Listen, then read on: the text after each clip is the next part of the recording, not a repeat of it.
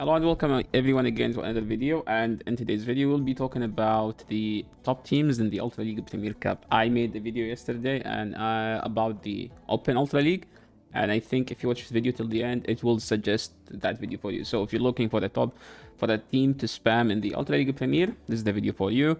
If you're looking for the Open Ultra League, you can also watch this one because both leagues are similar, and at the end of the video, or you can just go watch as well the one from yesterday.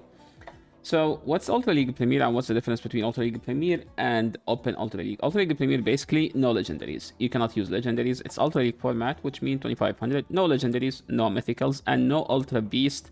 Why no Ultra Beast? Because somehow the Ultra Beasts, Buzzwole and Guzzlord, are coded as a Ultra Beast and not legendaries, and they aren't mythicals. They just name them Ultra Beasts.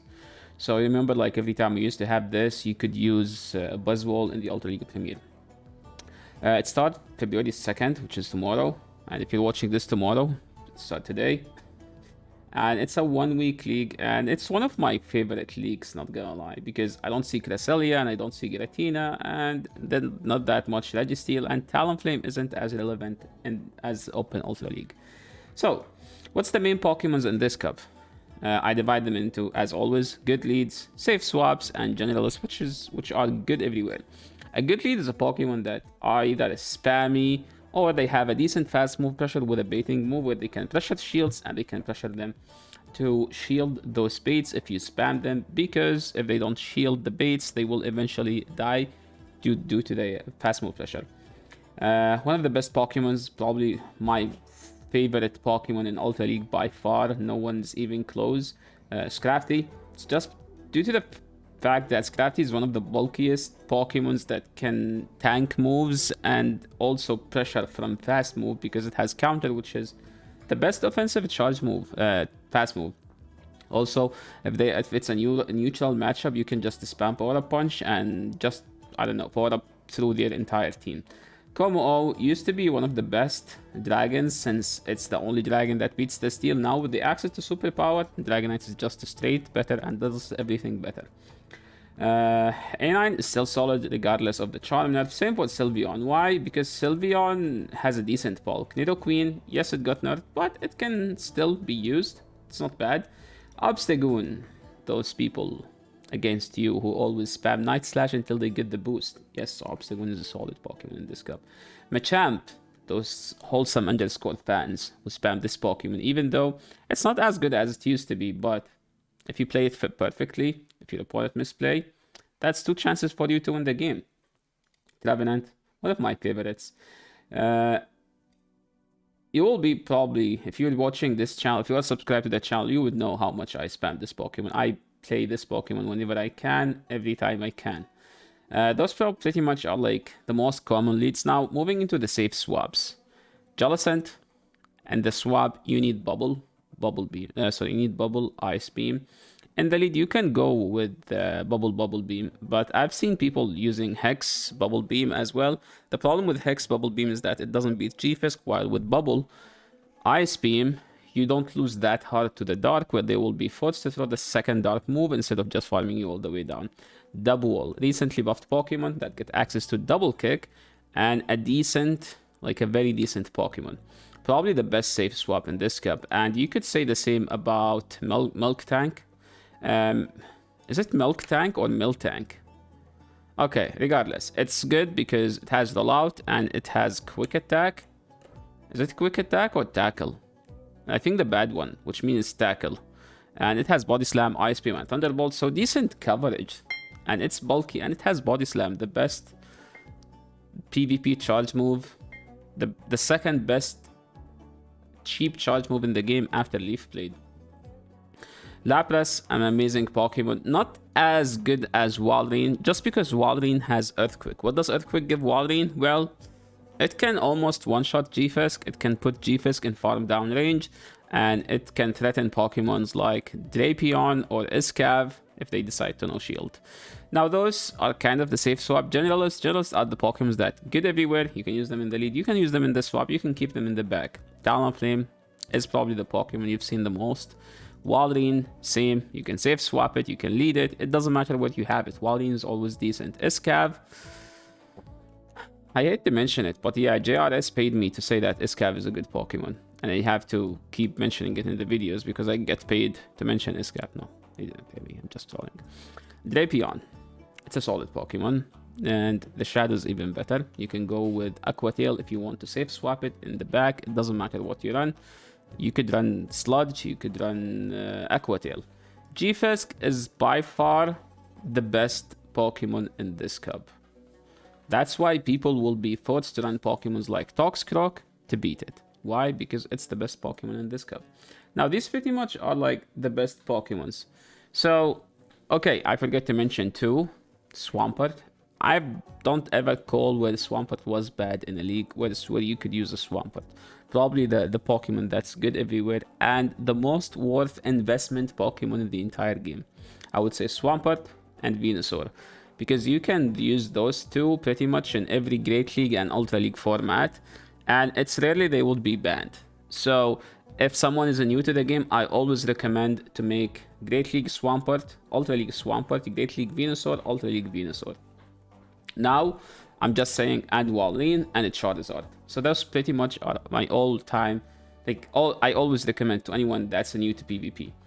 Now, these are like the main Pokemons that you will see, but sometimes you're gonna queue into someone, especially if you believe in the algorithm, will have a Pokemon that beat the stuff you have in the back, and you don't beat it in the lead because you're gonna get algorithmed. So these Pokemons pretty much are not that great Pokemons, but they have a decent potential where if you are weak to them, they will sweep you. Like as an example, if you have 2 water Pokemons and you see a Meganium, that's a GG. You can't beat it. Period. Because Meganium is a monster. What about... What's the name of this Pokemon? Roserade? Well, Roserade was being used as a grass Pokemon that beat the fairies and the grass because it has Weather Ball and doesn't lose heart to G-Fisk. It's fine versus G-Fisk because you can either throw Weather Ball or Leaf Storm, which is one of the best DPE charge moves in the game, but it has a downside where it debuffs the attacker, but it does lots of damage. So that's the thing about Roserade. Blastoise, I wish this Pokemon is better, not gonna lie. The thing about Blastoise is that it has a decent bulk, it has decent charge moves. The problem with it that takes forever sometimes to throw a charge move. One day, Niantic, if you're watching the video, please give Blastoise Bubble. Give Blastoise Bubble. Water Gun is not good enough. If you want to give it Water Gun, it needs something like a Body Slam clone. So you give it pretty much something like Wither Ball instead of Hydro Cannon. Because the combination of those two is not good enough to make it a viable Pokemon, even though it's a pure PvP Pokemon. Because you can't use this Pokemon in Raid because it doesn't have a good attack stats. It's pretty much a balanced Pokemon with like it has more defense HP than the attack, which means it's pure PvP. And you can't make a PvP Pokemon like bad in PvP, which means it has 0 use, basically. And it's a Kanto Pokemon, which means it's been outside in the game since 2016. So it's been 7 years. Please, give Blastoise Bubble. Give Blastoise Bubble. Okay, back to the video. Galvantula. It's a good Pokemon as long as they don't have a G-Fisk. If they have G-Fisk, it's a trash Pokemon. Period. Skunk. Used to be like the dark Pokemon that beats other dark and the fairies and the ghost and doesn't get destroyed by the steel because you have a flamethrower. You still lose to the steel, but it's not bad of a matchup. Like you need Energy Lead to beat that, or you need to shield, and you need to shield the Nuke or call a bait. Obama Snow, you know, like some people run Dragon with a water Pokemon, and if you see that meta where people are running something like Dragal, Jollicent, then the best code breaker is Obama Snow. Politoed, I miss when Politoed was good. The nerf to Weather Ball hurt Politoed a lot. Ferrothorn, it's just an RPS Pokemon. Yes, it's good if you get it aligned versus the fairies or the water. Anything else, it's not as good. Steelix got a reset above they give it Psychic Fang. The problem with that is that it doesn't do damage. So if you want to use it, you need to use the Shadow. As long as you don't see a G-Fisk, you should be fine. Tentacruel is a recently buffed Pokemon. They gave it Surf. Sorry, not Surf, Scald. And now it has a better use. So is it as solid?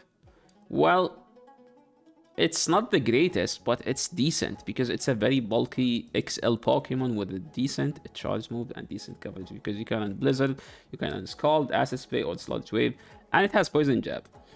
Excadrill is just a budget G-Fisk. Drifloon is probably the worst ghost. Used to be a good ghost when people were spamming Mandibuzz, Jellicent, and Scrafty and Goon, because yes, you're a ghost, but you can still beat them. How? Because you don't take any damage and you have an Icy Wind where you're gonna debuff them. You shield first, you get the 2 moves before them, and then their super effective charge move is pretty much neutral. The longer the fight, the better it is for Drifloon. Dragalge, one of the Pokemons I spam in this cup. It's good pretty much against everything except Charmeleon and Stunfisk. Now moving into Pokemons like Greedent. Greedent is very bulky. Probably you're gonna see it next week, tomorrow, whenever I start making videos about this cup.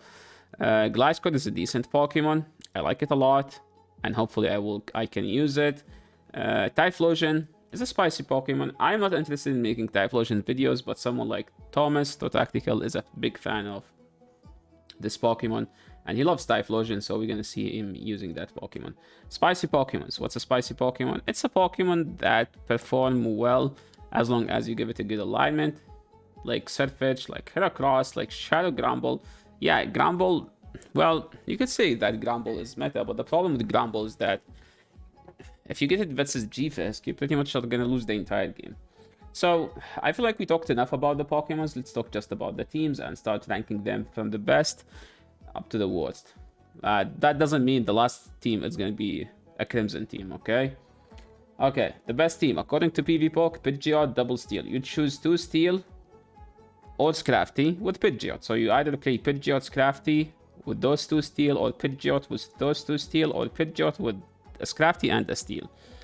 A code breaker to this team is Scrafty himself, because if Scrafty is in the back, well, if you have Scrafty, you're not as weak to Scrafty. Typhlosion, because if you have Incinerate, you just like ramp up through the entire team. This team is, on paper, the best team. Is it the best team? Well, according to PvPoke, the best team from last cycle, from last Ultra League Premier, was this one. How? I have no idea. I don't know, maybe it had a high win rate and people didn't figure out how to use it, or not that many people were using it, to the point where like some people used it and get a high win rate, so technically it became the highest win rate Pocket team. Heracross, Swampert, and Steelix. What does Heracross, Swampert do? They destroy G-Fisk. What does this team do against Mandibuzz? I have no idea. So these are the teams that pretty much were the best. The team I used to use the most is this one. Smash King also was using it. You can check either my live stream at twitch.tv/YashirAlead or Smash King stream at twitch.tv/smash_king08. Trevenant with Stunfisk and Blastoise. Why Blastoise? Because it's a neutral Pokemon, and you don't lose that badly to stuff like Mandibuzz, where if you land the Ice Beam, you can pretty much win. If they shield the Ice Beam, it's tough for you, but you can also go straight Hydro Cannon, nothing to prevent you from that. And if they safe swap a G-Fisk, you have a hard answer to that, which is the Blastoise. The Scrafty matchup is a little bit scuffed, where like, as a Scrafty, don't power up punch against Blastoise. Go straight foul play. This is my favorite team. I think I will run something different than Blastoise, but pretty much 2 of those 3 will remain on the team. Now, the BBML team, according to Go Battle Log, which is another amazing website, was Walrein, Sylveon, Shadow Machamp. Why? Well, Walrein is the most neutral Pokemon in this cup. Shadow Machamp is the most anti-G-Fisk Pokemon. And if they have something that's weak to Fairy, there is Sylveon. And believe me, there is lots of stuff that are weak to Fairy, because Mandibuzz, Jellicent, Mandibuzz, Scrafty are like big in this cup. So having a Charmander is never a bad idea. Another team, I call it like, this is like the best budget team, I believe. It's Escav with Shadow Snorlax and the Dragonite. Snorlax is good at baiting out the ice, because whenever people see a counter user, they will bring the thing that's weak to counter the second you swap. So by doing this, safe swapping Snorlax, you most likely will bait out the ice. Escav is not as bad as Great League. It's much better here, but still lack the stat product. But it does the job against the Charmers and the Fairies. This team is kind of weak to Charizard, so if you see that many Charizards, I don't recommend this team. But there is another version of this team where you use Talonflame instead of the Snorlax.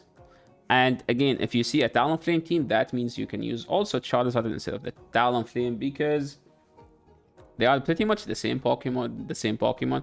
One is bulkier, the other one hits harder, where Charizard, like Blast Burn from Charizard does so much damage, and Flame Charge does no damage almost. These are like some teams that work in the low MMR, but I believe like most people at high MMR run double steel. And this team is basically the most common, the stereotype of double steel in this cup. Dragonite, double steel, I believe. Jingles back in season 6 or 7 hit #1 leaderboard with this team. He had Empoleon instead of Stunfisk, but you can never use Empoleon currently. So G-Fisk is by far the best steel Pokemon in this cup. So yeah, it's actually a decent team. Another team from Go Battle Log, it was Toxicroak with 2 answers to the Flyers, because Drapion is neutral to everything, and Walrein beats all the Flyers and neutral to everything else. So by having an anti-fighters and 2 stuff in the back that are weak to fighters, this make it like as an ABB classic team. A triple XL team, remember, this is the XL League. This is one of the most expensive leagues in the game. It's XL Ultra League. So if you don't have a team, just type Candy XL and CP minus 2500 and choose the first 3 XLs you see. And this is like used to be the stereotype team about the stereotype team that everyone used to run in this cup. Jellicent, Scrafty, Mandibuzz, A9. Just choose 3 XLs. And this is where like people like SJ started using something like Skunk, because a Skunk does beat all of these Pokemons. So again, Skunk isn't a bad Pokemon in this cup, either the Shadow or the non-Shadow. A balanced team that I do recommend and I might be using, hopefully I can test it out, is this one. Como or the Dragonite with Double and Swampert in the back. The Double is just there to be a safe swap in case they have something like a Charmer in the lead. And the Double is just as a neutral Pokemon that can beat the normal type in the back. Yeah. Another team, you can pretty much run this team as a triple normal. What does this team do versus Scrafty? Here's the thing. This thing has quick attack, it's a neutral. This thing has double kick, which is super effective against the Scrafty, and it has a better charge moves to spam, where Scrafty will be stuck with the spamming power-up punches, where this thing can spam like an actual good move like Body Slam. A team that's worth mentioning, the FP Sticks 2.0 from Season 6, I think. G-Fisk, Shadow Venusaur, and Gallade. Gallade is like kind of a neutral Pokemon that can, FP Sticks, he loves ABB team. So this is ABB weak to double weak to Flyers in the back. So you use Gallade to bait out the Flyer. And if they have a Flyer, Gallade can threaten with getting a shield because double close combat does a lot. Not mentioning the confusion, which also does a lot. But yeah, pretty much, if you know the meme, I hit legend with the Galarian Slowbro. This is where it started. Scrafty, G-Fisk are just too big in this cup. You pretty much can't run anything, like even something like Galarian Slowbro, and you can hit legend. So yeah, I believe these are the teams that worth mentioning the most. And the tap no skills, why did CCO? Well, I had these slides and I keep updating them and I've never removed it. Well, it deserved mentioning because CCO was dedicated to run double charm teams, and the guy deserves the credit. Okay, he made the double charm meme teams very popular. Do you need skills? No, you don't need skills. This is an ABB team, so if Scrafty wins the lead, you stay in. If it's a neutral lead, you have to swap to one of the fairies at one point to bait out the fairy counters, which is pretty much the steals. Then the Scrafty can handle them after, and then the second fairy will sweep. This is the end of the video pretty much. A special thank to Go Battle Log and PvPro, Kmish, and YTX. Thank you so much for helping me putting all these stuff together. And yeah, thank you so much everyone for watching. If you're watching this video, make sure to subscribe. If you are watching this video, make sure to leave a like. If you're new to the channel, make sure to subscribe. Because believe it or not, 75 of the viewers are non-subs. So please, if you want to help the channel, if you want to see more content of this, make sure to subscribe. And you can give me a follow on Twitch at twitch.tv/YasserAlid if you want to watch my live stream. Or you can also follow me on Twitter, because sometimes I post the teams I use on Twitter before I post them on YouTube, because it takes forever to make a video and then upload it to YouTube, where I can just go on Twitter and tweet about the team I've been using. This is the end of the video. See you in the next one. Peace.